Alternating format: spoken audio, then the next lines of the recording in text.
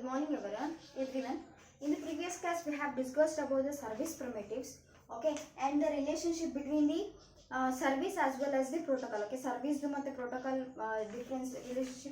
difference ಅನ್ನು ನೋಡಿದ್ವಿ. Okay, and then in this class we discuss about the reference models. Okay, reference models ಬಗ್ಗೆ ನಾವು discuss ಮಾಡೋಣ. Okay, there are two main reference models. Okay, two important main reference models ಇದೆ. One the OSI reference model and the second one is the TCP/IP reference model. Okay, OSI reference model, and the TCP/IP reference model. Okay, TCP/IP reference model. Okay, ivaga in this class we discuss about the OSI reference model. Okay, in the previous semester I think you are already know about this the OSI reference model. Okay, you already learnt about this. Okay, in this class or in this time I will tell shortly about these layers. Okay, reference model alli main ಆಗಿ ಏನಿದೆ 7 layers ಇರುತ್ತೆ.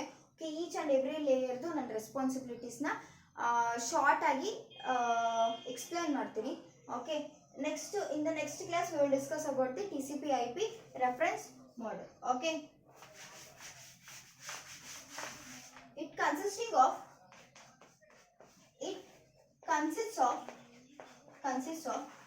7 layers. Okay, it consists of 7 layers. Okay, ಯಾವ್ಯಾವುದು layers ಯಾವ್ಯಾವುದು?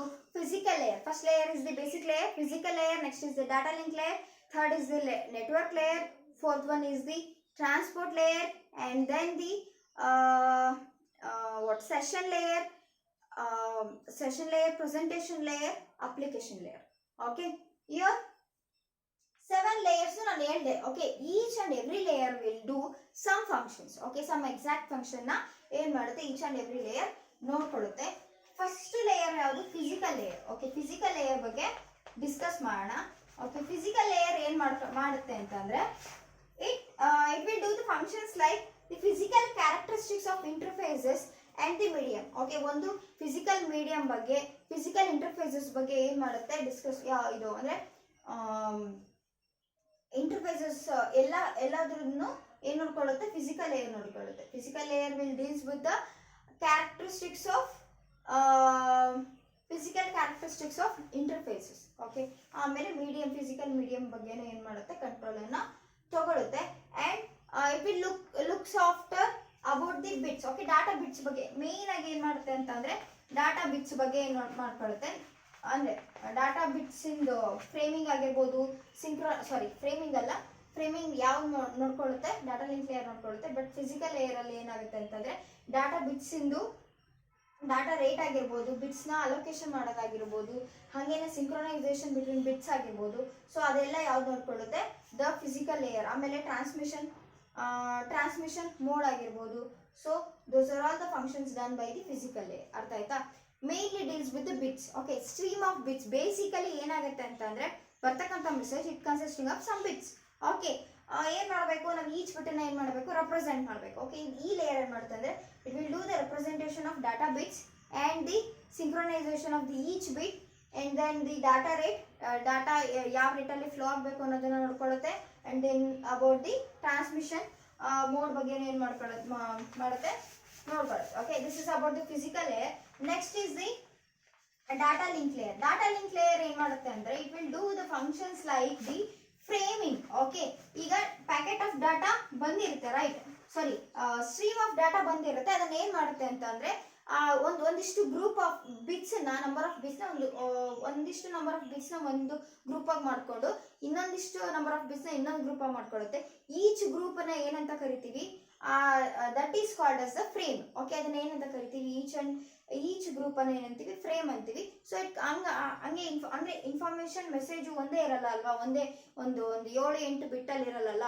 It consisting of large number of bits, right? ಹಂಗೆ so the frames ಅಂತಂದ್ರೆ number of frames ಕೂಡ ಏನಾಗುತ್ತೆ? ಜಾಸ್ತಿ ಆಗುತ್ತೆ. ಈ ಈಚ್ ಫ್ರೇಮ್ ಕ್ರಿಯೇಟ್ ಆಗಿರುತ್ತಲ್ಲ ಅದಕ್ಕೆ ಏನ್ ಮಾಡುತ್ತೆ ಅಂತಂದ್ರೆ ಫಿಸಿಕಲ್ ಅಡ್ರೆಸ್ ಕೊಡುತ್ತೆ. ಓಕೆ, ಫಿಸಿಕಲ್ ಅಡ್ರೆಸ್ಸಿಂಗ್ ಒಂದು ಯಾವ್ದು ನೋಡ್ಕೊಳ್ಳುತ್ತೆ, ಡಾಟಾ ಲಿಂಕ್ ಲೇಯರ್ ನೋಡ್ಕೊಳ್ಳುತ್ತೆ. And then flow control, error control ಎಲ್ಲಾನು ಯಾವ್ದು ಮಾಡುತ್ತೆ, ಡಾಟಾ ಲಿಂಕ್ ಲೇಯರ್ ಮಾಡುತ್ತೆ. Okay, flow control, flow and error control. Okay, flow ಮತ್ತೆ ಎರರ್ ಕಂಟ್ರೋಲ್ ಯಾವ್ದು ನೋಡ್ಕೊಳ್ಳುತ್ತೆ, ಡಾಟಾ ಲಿಂಕ್ ಲೇಯರ್ ನೋಡ್ಕೊಳ್ಳುತ್ತೆ. Okay, and then this is about the data link layer.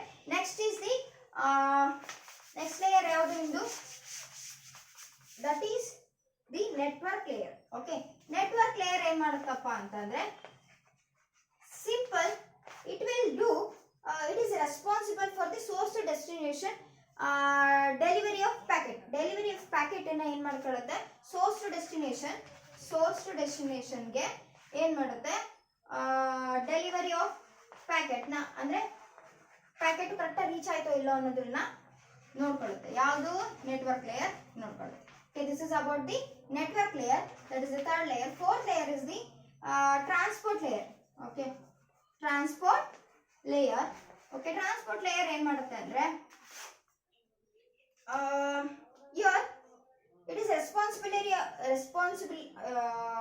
ಅಂದ್ರೆ means it is responsible for the transmission of each message from one process to another process.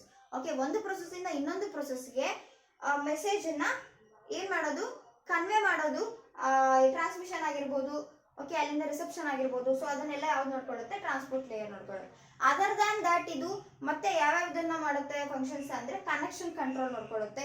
And then the and also like network layer, it also like the data link layer, it also do the function like the error controlling ಇಂದು ಕೂಡ ನೋಡ್ಕೊಳ್ಳುತ್ತೆ. Okay, this will the transport layer is responsible for the transmission of message from one process to another process. Okay, this is about the transport layer. And next layer is the session layer. Okay, session layer. ಈಗ ನೀವು already ಒಂದು basic bottom layers 3 layers ನಾನು explain ಮಾಡಿದೆ. ಅವು ಯಾವ್ಯಾವುದು, data link layer, physical layer and then the network layer. Okay, some processes, some services can't be done through these 3 layers. Okay, so ಆ ಥರ services, ಆ ಥರ ಪ್ರೋಸೆಸಸ್ನ ಯಾವ್ದು ನೋಡ್ಕೊಳ್ಳುತ್ತೆ, the session layer will deal those processes. Okay, ಆ ಥರ ಪ್ರೊಸೆಸಸ್ನ ಸೆಷನ್ ಲೇಯರ್ ನೋಡ್ಕೊಳ್ಳುತ್ತೆ. Other than that it will acts like a network dialogue controller. Okay, ಇದನ್ನ ನಾವು it will acts like it is a network dialogue controller, ಅಂದ್ರೆ nothing but a network controller ಅಂತ ಅಷ್ಟೇ, network controller, dialogue controller. And also it will do the function like interaction. ಈಗ ಎರಡು systems ಮಧ್ಯೆ interaction, communicating systems ಮಧ್ಯೆ interaction ಗೆ help ಮಾಡೋದು ಯಾವುದು, session layer. Okay, this is about the session layer. Next is the sixth one, that is the presentation layer. Presentation layer ಏನ್ ಮಾಡುತ್ತೆ ಅಂತ, presentation layer, okay, presentation layer it is concern with the syntax and semantics of the information. Okay, like ಈಗ ಎರಡು systems ಮಧ್ಯೆ exchange ಆಗುತ್ತಲ್ಲ information, message. So there it will deals with the syntax and semantics of the information. Okay, like translation.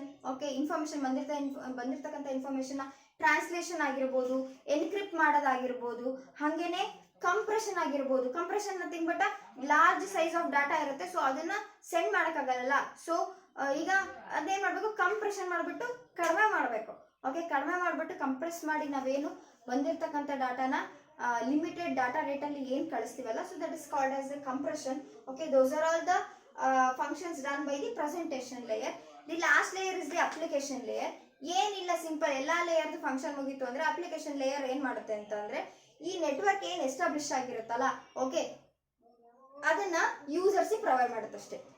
It enables the user or the software to access the network. Okay, network ಅನ್ನ access ಮಾಡ್ಕೊಳ್ಳೋದಕ್ಕೆ, user network ಅನ್ನ access ಮಾಡ್ಕೊಳ್ಳೋದಕ್ಕೆ ಯಾವ್ದು help ಮಾಡುತ್ತೆ, application layer help ಮಾಡುತ್ತೆ. Okay, application layer. Okay, application layer ಏನ್ ಮಾಡುತ್ತೆ ಅಂದ್ರೆ it will enables the user or way to access the network, and also it will provide the user interfaces services. Okay, user interfaces services na provide ಮಾಡುತ್ತೆ application layer, like emailing, electronic mailing. Okay, ಆಮೇಲೆ database management ಆಗಿರ್ಬೋದು, and file accessing, remote file accessing ಆಗಿರ್ಬೋದು, transferring ಆಗಿರ್ಬೋದು. So those are all the user interfaces services done by the application layer. Okay, ಈಗ 7 ಲೇಯರ್ಸ್ದು ನಾನು short note ಆಗಿ ಏನಂದರೆ information ನಿಮಗೆ ಈ ಕ್ಲಾಸಲ್ಲಿ ಎಕ್ಸ್ಪ್ಲೈನ್ ಮಾಡಿದೆ. ಓಕೆ, ನಿಮಗೆ ಈ OSI ರೆಫರೆನ್ಸ್ ಮಾಡಲ್ ಬಗ್ಗೆ ಅರ್ಥ ಆಗಿದೆ ಅನ್ಕೊಂತೀನಿ. ಓಕೆ, ಇವು ಆಲ್ರೆಡಿ ನೀವು ಪ್ರೀವಿಯಸ್ ಸೆಮಿಸ್ಟರ್ ನೋಡಿದ್ರಿ, ಇವಾಗ ರೀಕಾಲ್ ಮಾಡ್ಕೊಂಡಂಗೆ ಆಯಿತು, ರೈಟ್ ಅಲ್ವಾ? Okay, it consisting of 7 layers. ಅಲ್ಲಿ ಯಾವ್ಯಾವುದು ಲೇಯರ್ ಬರುತ್ತೆ, ಫಿಸಿಕಲ್ ಲೇಯರ್ ಏನು ಮಾಡುತ್ತೆ, ಫಿಸಿಕಲ್ ಮೀಡಿಯಮು, ಡಾಟಾ ಬಿಟ್ಸ್ ಬಗ್ಗೆ ನೋಡ್ಕೊಳ್ಳುತ್ತೆ. ಡಾಟಾ ಲಿಂಕ್ ಲೇಯರ್ ಏನು ಮಾಡುತ್ತೆ, ಫ್ರೇಮಿಂಗ್ ಮಾಡುತ್ತೆ, ಅದಕ್ಕೆ ಅಡ್ರೆಸ್ಸಿಂಗ್ ಮಾಡುತ್ತೆ, ಫ್ಲೋ ಕಂಟ್ರೋಲ್ ಮಾಡುತ್ತೆ, ಎರರ್ ಕಂಟ್ರೋಲ್ ಮಾಡುತ್ತೆ. ಆಮೇಲೆ ನೆಕ್ಸ್ಟ್ ಯಾವುದು network layer. Network layer network layer ಏನು ಮಾಡುತ್ತೆ ಅಂತ ಅಂದರೆ ಆ ಪ್ಯಾಕೆಟ್ಸ್ ಬಂದಿರುತ್ತಲ್ಲ, ಫ್ರೇಮ್ಸ್ ಏನು ಬಂದಿರುತ್ತಲ್ಲ, ದಟ್ಸ್ ಪ್ಯಾಕೆಟ್ಸ್ನ ಕರೆಕ್ಟಾಗಿ ಡೆಲಿವರಿ, ಓಕೆ, ಸೋರ್ಸ್ ಡೆಸ್ಟಿನೇಷನ್ ಕರೆಕ್ಟಾಗಿ ಹೋಗಿ ರೀಚ್ ಆಗೋಂಗೆ ನೋಡ್ಕೊಳ್ಳುತ್ತೆ. And then the transport layer ಏನು ಮಾಡುತ್ತೆ ಅಂತಂದರೆ ಈಚ್ ಮೆಸೇಜ್ನ ಒಂದು ಪ್ರೊಸೆಸ್ಸಿಂದ ಇನ್ನೊಂದು ಪ್ರೊಸೆಸ್ಗೆ ಕನ್ವೆ ಮಾಡುತ್ತೆ, ಸೆಂಡ್ ಮಾಡುತ್ತೆ.